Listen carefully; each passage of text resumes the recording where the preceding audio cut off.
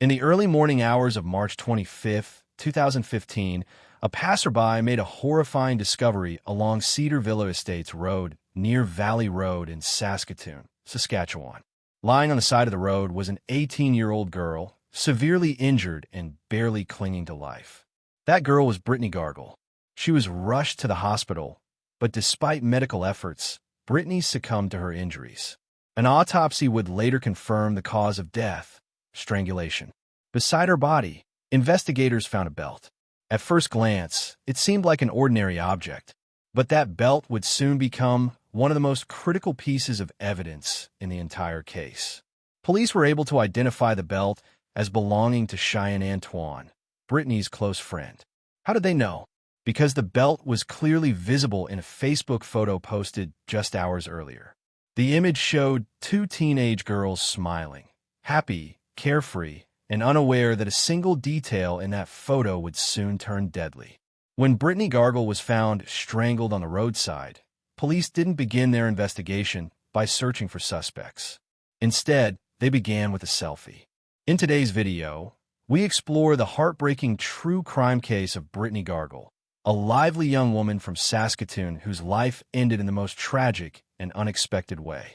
Late on the night of March 23, 2015, just before 1 a.m., Brittney and her best friend Cheyenne Antoine took a photo together. The two had gone out to celebrate after spending months focused on school, hoping for nothing more than a fun night and good memories. But what was supposed to be an enjoyable evening quickly spiraled into something far more sinister. Within hours of that photo being taken, Brittney would never make it home. Police would spend 3 long years searching for justice. And when they finally identified their primary suspect, the truth shocked everyone, because the person responsible was not who anyone expected. Brittney Gargol was only 18 years old when her life was cut short in the spring of 2015. She was born in 1996 in Saskatoon, Saskatchewan, Canada. Her mother was Suzanne, and her father was Everett. What happened to Brittney remains one of the most disturbing and emotionally devastating cases in recent Canadian true crime history. Although Brittney Gargol's parents did not remain together throughout her childhood, she maintained strong and loving relationships with both of them. However, those closest to her noted that she shared an especially deep bond with her mother, Suzanne. Brittney appeared to have a positive and stable upbringing in Saskatoon, Saskatchewan, a city often described as an ideal place to raise a family. Those who knew Brittney spoke fondly of the community, praising its welcoming people, strong infrastructure, and, most importantly, the sense of connection it fostered. Brittney, her family, and her friends all shared a genuine love for life in Saskatoon. Above all else, Brittney valued her friendships. During high school, she was known as a kind, outgoing, and dependable young woman.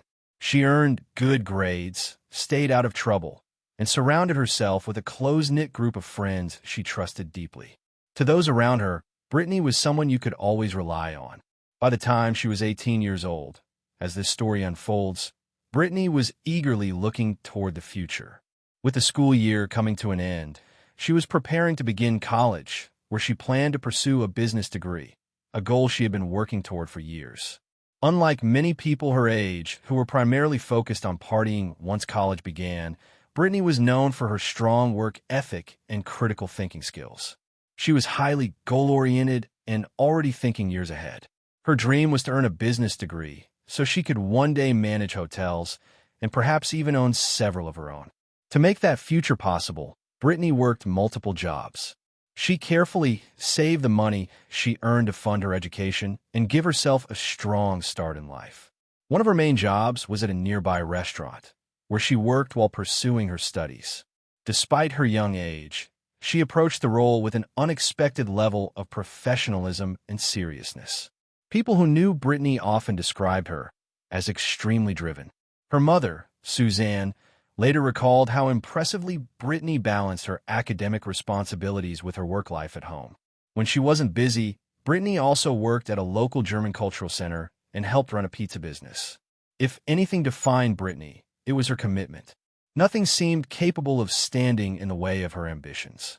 She worked tirelessly, remained focused on her responsibilities, and still made time for the people she loved. Her closest friend was Cheyenne Antoine, a young woman close to her age whom she had known for many years. The two first met in ninth grade and quickly formed a tight bond.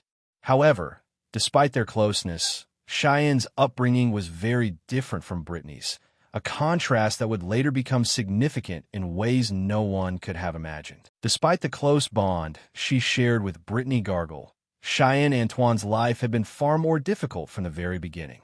While the two girls shared common interests and formed a deep friendship, their upbringings could not have been more different. Cheyenne's childhood was widely described as deeply traumatic, shaped by circumstances far beyond her control. It has been reported that Cheyenne's parents were affected by Canada's residential boarding school system, a system they were forced into against their will. The experience left them with profound emotional and psychological scars. Years of mental and physical abuse had devastating, long-term consequences that did not end with them, but instead carried over into the next generation. As a result, Cheyenne's parents lived troubled lives marked by severe addiction. It has been said that Cheyenne effectively lost both of her parents at a very young age, as their struggles with substance abuse consumed them. Their involvement in a system that had caused them such harm ultimately left them broken and unable to provide a stable environment for their child. Tragically, Cheyenne would find herself drawn into the very system that had already destroyed her parents. Her life was never easy, and no matter where she turned, it often seemed as though her circumstances only grew worse. At one point, Cheyenne attempted to reconnect with her mother after years apart, hoping, perhaps, for healing or closure. Instead, she encountered a reality more devastating than she could have imagined. Addiction, in its most destructive form, stood firmly in the way. Cheyenne was eventually removed from her family home due to serious concerns for her safety related to her mother's drug use. She was placed into foster care, a transition that brought its own challenges and emotional wounds. Despite everything, Cheyenne continued to try to maintain some form of contact with her mother, though she kept a careful distance. As she entered her teenage years, her desire to reconnect grew stronger. She reached out repeatedly, hoping for a response. But her mother showed little interest, so deeply consumed by addiction that it was as though Cheyenne barely existed in her world. It is important to acknowledge that Cheyenne's mother was also a victim. Years of substance abuse destroyed her life. However, she was still an adult capable of making her own choices, and time and again, those choices had devastating consequences for her child.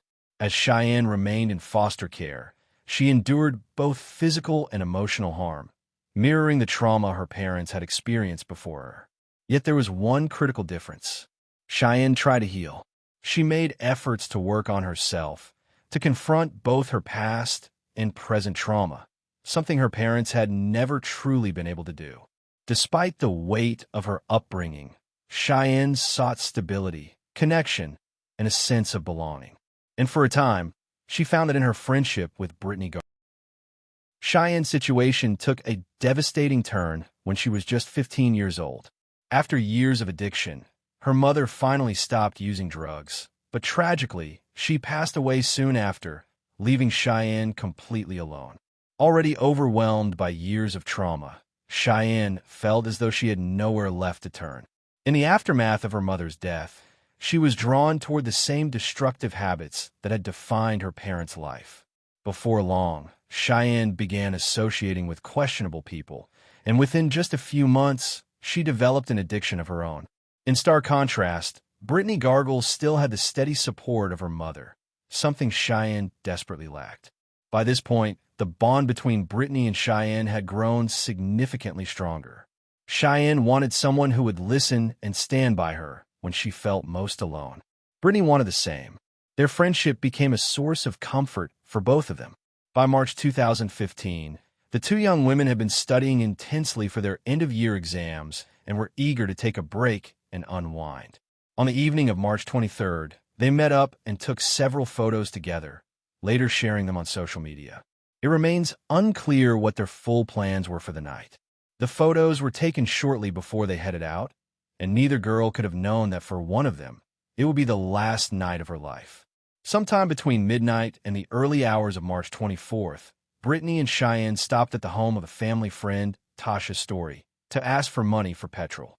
Tasha was happy to help, but she went even further. She told the girls they could call her at any time that night if they needed help, promising she would come no matter where they were.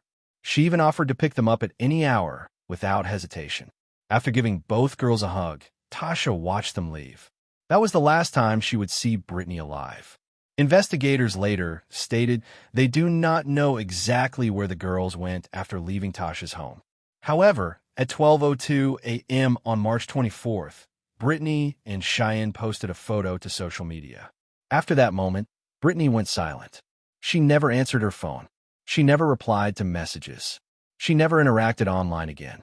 That post at 12:02 a.m. was the final known contact anyone ever had with her. Exactly 6 hours later, at 6:02 a.m., a driver traveling along a quiet road just outside Saskatoon noticed something unusual on the side of the road. As he passed by, something caught his eye, enough to make him slow down and look again. He was convinced he had seen the body of a young woman. The driver turned his car around, hoping desperately that he was mistaken. But as he approached, the truth became horrifyingly clear. He had stumbled upon a crime scene. The young woman was cold and unresponsive. Every attempt to help her failed. She was not wearing shoes. Police were immediately dispatched to the scene, but by the time officers arrived, it was already too late. Their role was now limited to securing the area, collecting evidence, and beginning an investigation. From the moment they assessed the scene, officers suspected foul play. Upon closer examination, they observed clear signs of trauma around the victim's neck, indicating a violent act. As they searched the surrounding area, police located several personal items nearby: a leather jacket, a woman's wristwatch, and an unusual belt. Yet despite these discoveries, there was one deeply troubling problem. At that moment, police did not know who the victim was. It wasn't until friends came forward, after police released images of the victim's tattoos and clothing, that the young woman was finally identified. She was Brittney Gargol. In an effort to identify the victim, police photographed several of her distinctive tattoos, including a lion's head and a cluster of stars. These images were released to local news outlets as investigators appealed to the public for help. Fortunately, it did not take long. That same morning, Tasha Story saw the images broadcast on the news and was completely unprepared for what she was about to see.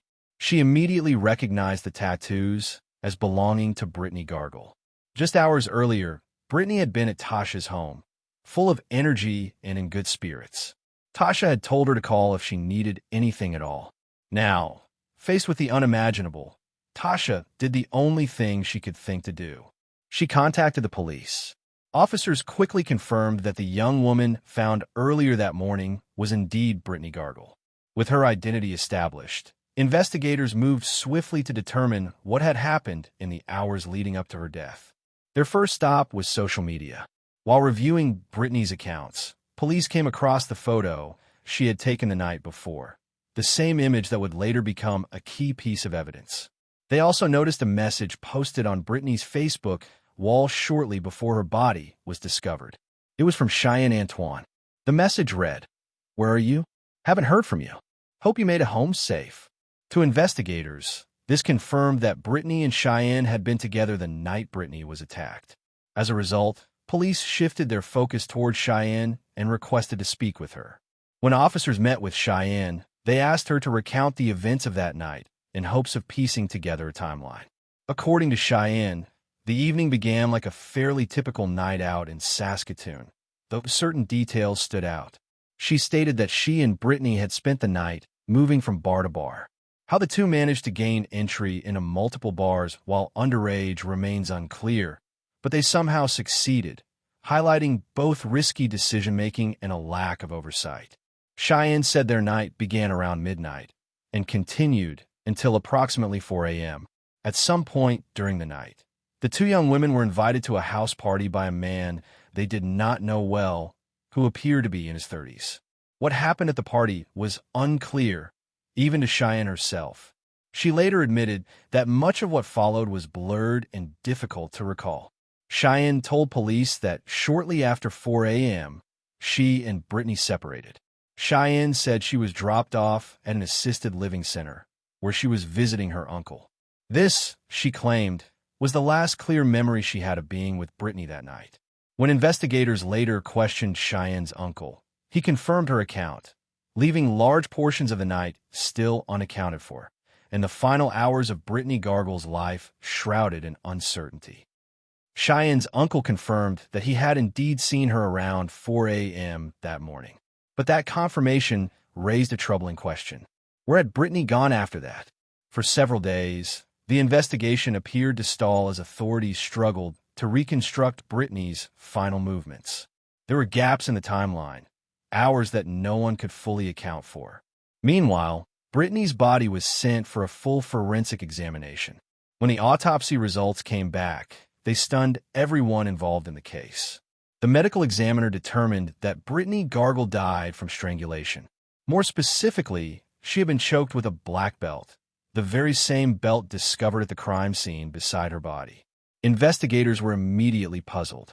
If the attack had been planned, why would the perpetrator leave behind such a clear and incriminating piece of evidence? The decision seemed careless, almost reckless, for someone trying to avoid being identified. Still, police believed they had reached a critical breakthrough. They now knew how Brittney died and what weapon was used. That information gave investigators renewed momentum and hope that justice was finally within reach. The next step was clear: link the weapon to the perpetrator. The black belt was sent for detailed forensic analysis. When the results came back, investigators discovered two separate DNA profiles on the belt. One belonged to Brittney. As expected, the second profile appeared to belong to a potential suspect. At first, everything seemed to be falling neatly into place. But then, the investigation hit a confusing and unexpected snag. As police continued interviewing witnesses who had seen Brittney and Cheyenne that night, a troubling pattern emerged. Their accounts didn't line up. According to Cheyenne, the two girls began their evening at a bar called the Manchester Brew Pub and ended the night at the Colonial Pub and Grill, where they allegedly went their separate ways. However, when investigators compared Cheyenne's version of events with statements from other witnesses, inconsistencies quickly surfaced. Details conflicted. Timelines didn't match. The more police examined the night's events, the murkier the story became. Determined to clarify the truth, investigators decided to retrace the girls' steps, starting with the two bars Cheyenne had mentioned. Their visit to the Manchester Brew Pub went smoothly. While nothing particularly groundbreaking was uncovered, police were able to confirm that Brittney and Cheyenne had indeed been there that evening. But everything changed when investigators moved on to the Colonial Pub and Grill. According to Robin Ritterdorfer, a senior Crown investigator, it didn't take long to realize something was wrong. As he reviewed records and spoke with staff, it became increasingly clear that the girls' alleged visit to the Colonial Pub had likely never happened at all. This revelation was critical. If Cheyenne had lied about where they went that night, then her entire account of events was now in question. And with that, Cheyenne Antoine was placed squarely under suspicion. Up to that point, much of the investigation had relied heavily on Cheyenne Antoine's account of the night Brittney disappeared. But the inconsistencies surrounding the alleged visit to the Colonial Pub forced detectives to reconsider the reliability of her story. If Cheyenne had lied about where they went that night, investigators began to wonder what else she might be hiding. It didn't take long for detectives to conclude that Cheyenne was not being fully truthful. Believing that additional deception could be involved, police decided to change their strategy. That same day, investigators returned to speak with Cheyenne's uncle, who lived in an assisted living facility. As detectives questioned him further about the night Brittney vanished, it quickly became apparent that he knew very little about what had actually happened. Within minutes, the inconsistencies in his story became obvious. Eventually, he admitted that he had lied to police. He explained that he had done so in an attempt to protect his sister, unaware that his false account would only complicate an already fragile investigation. According to the uncle, Cheyenne had approached him earlier, and asked him to lie on her behalf in order to help cover her tracks. She had told him a disturbing story. Cheyenne allegedly claimed that she and Brittney had spent the evening with a dangerous group of men and had followed two of them to a motel, lured by the promise of drugs and alcohol. According to this version of events, a fight broke out among the four individuals over the substances. Cheyenne told her uncle that during the chaos, she left the room to use the bathroom. When she returned, she claimed she found Brittney lying dead on the hotel bed. Panic, she said, set in immediately.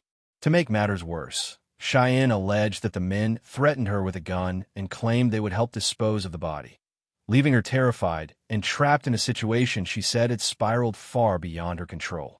At first glance, the story appeared to have deeply affected Cheyenne, but detectives soon discovered that none of it was true. The investigation uncovered no evidence that any incident had occurred at a motel. There were no records, no witnesses, and no proof that Brittney and Cheyenne had been there at all, much less with two adult men. The entire account was fabricated. Roughly 5 weeks later, Cheyenne was arrested on an unrelated shoplifting charge and held in a nearby jail. Detectives viewed this as an opportunity to speak with her again while she awaited trial, hoping she might finally tell the truth about what happened the night Brittney died. But Cheyenne refused to cooperate. When questioned about the events surrounding Brittney Gargol's death, she remained completely silent, offering no answers and no explanation. The truth, it seemed, was still being deliberately withheld. But this was exactly the kind of lead investigators had been waiting for. Although police still lacked an abundance of concrete evidence, it became increasingly clear that they were on the right track. Detectives were convinced that Cheyenne Antoine knew far more than she was admitting. With no immediate way to force a confession, they chose a different approach. They waited. Cheyenne was quietly monitored from a distance, with investigators hoping that over time she might slip up, say something, or confide in someone that could move the case forward. That patience eventually paid off. Unexpectedly, a member of Cheyenne's family reached out to Brittney Gargol's family with disturbing information. The family member, Cheyenne's aunt, revealed that on the night Brittney disappeared, Cheyenne had shown up at her home. According to the aunt, Cheyenne was visibly intoxicated, extremely upset, and clearly terrified. She was emotional and difficult to understand, but one statement stood out above all others. Cheyenne mentioned that she had killed her friend, and she specifically said Brittney's name. This was the first time someone had placed Cheyenne directly at the center of Brittney's death through her own words. Brittney's family immediately passed this information on to police. Cheyenne's aunt fully cooperated with investigators, providing everything she knew about that night. Despite this devastating revelation, Cheyenne continued to refuse cooperation with law enforcement. 6 months later, she posted a message about Brittney on social media. The post read, "I miss you so much. You came and visited me in my dream last night. You were way too young to go." Yet at the same time, Cheyenne continued to deny any involvement or knowledge of how her best friend had died. Another 2 years passed, with little visible progress in the case. Then, finally, detectives uncovered a piece of evidence that would break the investigation wide open. Remarkably, this critical clue had been in front of them the entire time, overlooked amid the early chaos of the case. In 2017, Detective Robin Ritterdorfer and his team began re-examining old evidence, including photographs from the very beginning of the investigation. As they reviewed the material, something immediately caught their attention. Viewers may recall that Brittney and Cheyenne had posted a Facebook photo just before heading out the night Brittney was killed. Investigators had also recovered several personal items of the crime scene: a leather jacket, a woman's watch, and a black braided belt. When detectives looked closely at that photo again, they noticed something chilling. Cheyenne was wearing the same black braided belt, the very belt that had been used to strangle her best friend. For nearly 3 years, investigators have been staring at this crucial piece of the puzzle, hidden in plain sight. And now, they finally understood what it meant. Yet somehow, for years, the connection had not been made. That single photograph, shared publicly on social media and visible to anyone, finally cracked the case wide open. The most shocking part was that investigators had possessed it all along. The image had been there from the very beginning. but no one had noticed the belt. Police had already collected the black braided belt from the crime scene years earlier, and had even obtained a DNA sample from it. However, it wasn't until investigators formally compared that DNA to Cheyenne Antoine's that they received a definitive match, confirming her involvement beyond any doubt. At that point, the evidence was undeniable. Cheyenne Antoine was responsible. Still, one haunting question remained. Why? Brittney Gargol and Cheyenne Antoine had been inseparable, best friends who trusted one another completely. How could a simple night out turn into such a devastating tragedy? With the evidence now overwhelming, Cheyenne finally agreed to speak. She admitted that she and Brittney had attended a house party that night where they gained access to alcohol and other illegal substances, a decision that would set the stage for everything that followed. Cheyenne acknowledged that both she and Brittney were extremely intoxicated throughout the night. She stated that the last time she clearly remembered seeing Brittney was around 4:30 a.m., when the two stopped at a nearby McDonald's. According to Cheyenne, an argument broke out between them around that time, though she claimed she could not remember what it was about. Much of the night, she said, was a blur. Cheyenne claimed that she passed out shortly afterward and had no memory of what happened next. When she woke up hours later, she said she sensed that something terrible had occurred, but she couldn't piece together exactly what it was. Despite the fragmented recollection, investigators concluded that Cheyenne had killed her best friend, and then, shockingly, appeared to have forgotten the act itself. Detective Robin Ritterdorfer later described the case as particularly frustrating. One of the most difficult aspects of the investigation, he said, was Cheyenne's continued reluctance to fully acknowledge her actions. To this day, there is no definitive proof to determine whether Brittney's death was the result of a tragic accident or something more deliberate. Cheyenne has never fully explained what happened that night. It remains possible that even she does not entirely know the truth. As difficult as it is to accept, investigators acknowledge that the events may have been an unintended consequence of drug and alcohol use. But what is clear is that Cheyenne made the conscious decision to use illegal substances that night, placing both herself and her best friend in an extremely dangerous situation. When it comes to responsibility, one fact stands above all else. Cheyenne made the first choice, and the consequences of that choice ultimately led to the death of Brittney Gargol. In the end, Cheyenne Antoine received a joint submission sentence agreed upon by both the Crown and the defense, which the judge accepted. She was sentenced to 7 years in prison for manslaughter. Originally, Cheyenne had been charged with second-degree murder, but she pleaded guilty to the lesser-included offense of manslaughter, acknowledging her role without facing the full weight of a murder conviction. Her defense attorney explained that this was a tragic situation fueled by drug and alcohol use, compounded by deep-seated personal issues that were never fully addressed. Cheyenne also reportedly suffered significant memory loss, remembering only parts of the evening with Brittney, while the critical time during which the offense occurred remained a blank. Prosecutors initially sought a more severe charge, but the evidence was not sufficient to sustain a murder conviction.